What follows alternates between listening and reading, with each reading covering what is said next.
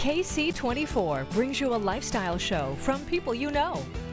Now, Central Valley Today. Welcome back to Central Valley Today. When looking for senior living, one of the main things people look for is a feeling of home. And that's exactly what Colin Murchison and David Murchison had in mind when they created a place called home. So we are at one of your newest properties. It's absolutely gorgeous. I was under the impression that this was just a family home, but this was specifically designed and built for a place called home. So tell me about the business, tell me about the model, and what inspired you guys to create a place called home. Well, I guess to answer that, we should go all the way back to when my big brother was a teenager. And when he has such an affection for the elderly that he would take girls on dates to nursing homes. And so he just has this natural, born with love for seniors. And 12 years ago, we started a business where we opened our first home. And over time, it's kind of evolved and grown into this, which is a luxury offering for seniors, where we cater to everything that you want. Everything is custom built for this purpose from the ground up. We designed the home.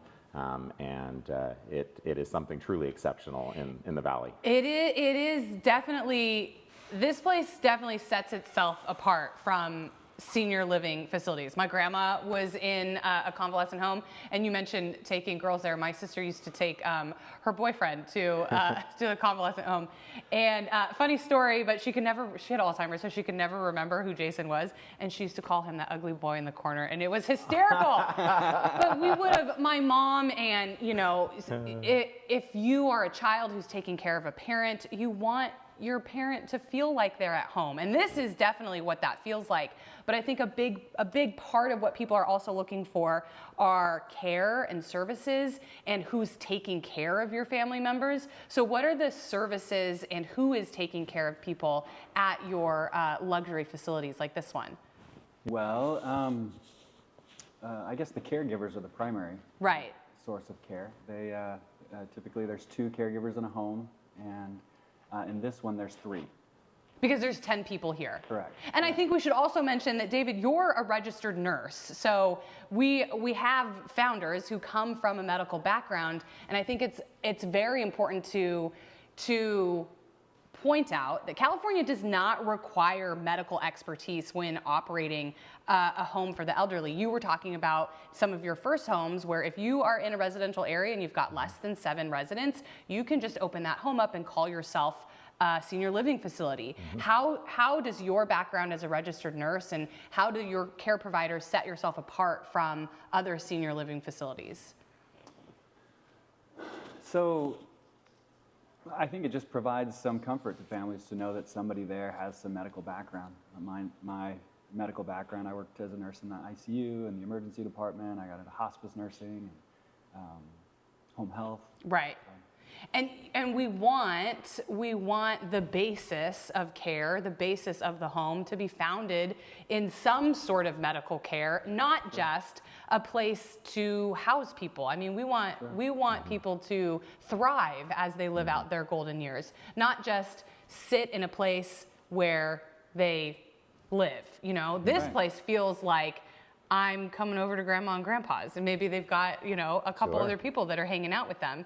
Yeah, there's a couple other things that are an advantage with David being a nurse. You know, we have an in-house physician who will come in, and you don't need to leave for doctor's appointments. You can have all the care you need right here, and because he's a nurse, she has a trusting relationship with him where we have her cell phone number. I mean, how often do you have a doctor's cell phone number to text them to get information immediately? Yeah. And that's the kind of response David can get with the physician because she trusts him. I think that creates such peace of mind because I can remember going to pick up my grandma with my mom. You know, she was part of that sandwich generation, so she was taking care of her parents and she was taking care of little kids. And I remember going to get my grandma, taking her to doctor's appointments, and not having to leave takes off such a burden for your family that's taking care of people. How many homes do you have? So we have 8 homes under our previous model, the residential care. And then this will be our 9th home, but our first in the luxury living. And then next door, next month, we'll open another one. So this community here will have 20 residents. We plan to have quarterly garden parties here for the residents and for families. We have a 5-diamond chef who provides the meals here at this house. He's fantastic. We intend to do cooking classes with him for families. We have a resident who's moving in this next week who's a professional artist, and she's going to set up her easel there and do painting here at the house.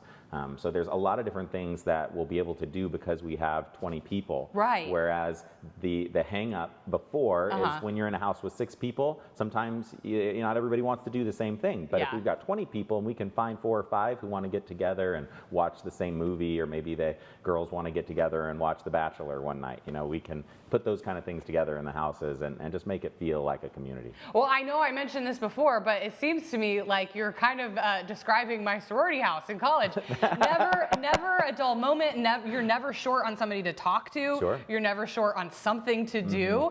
And I think especially as we get older, as we start to lose our friends or we start to lose our family members, becoming isolated is a really, really big challenge for people who are aging. And so this is a great way to not only have the care that you need, but to make sure that they're still getting the social interaction that they need.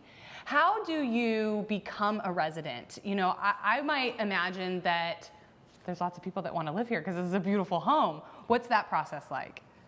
So for that process, they call and they speak to David first. Okay. And David's going to come and show you the house and show you the rooms, what's available, if we have something available. We just opened a month ago and we're more than half full at this point. So there's not a lot of space left. But there's a lot of paperwork that has to be filled out, and the process can happen as quickly as a day if all that paperwork can be filled out quickly.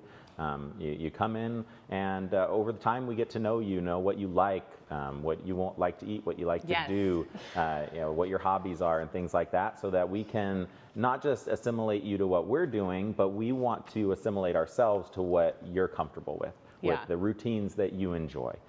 You don't need to feel like because somebody else wanted to get up early that you have to get up early. Well, I like to sleep in and my wife likes to get up early. So when we're 80 years old, I hope I get to sleep in and she still gets to wake up early. That will cater to what you want to do.